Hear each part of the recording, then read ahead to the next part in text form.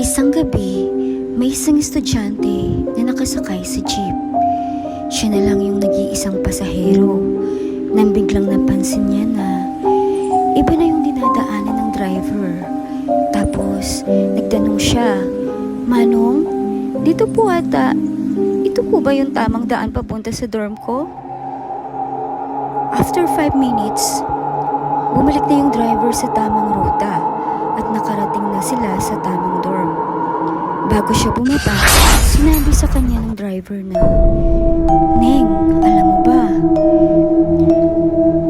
pagpasok mo, hubarin mo kaagad damit mo at kung pwede, sunugin mo." "Bakit po?" takang tanong ng isang estudyante. "Hinip ko kasi yung ruta kanina. Kasi pagtingin ko sa salamin kanina, wala kang ulo." "Ano po? Totoo po ba yun, manong driver?" "Oo, Neng. Basta pagdating mo sa iyong bahay mamaya, hubarin mo na agad yan at sunugin mo na. Basta pagbalik mo sa dorm, gawin mo lang yung tinuro ko sa iyo at ligtas ka na, Neng."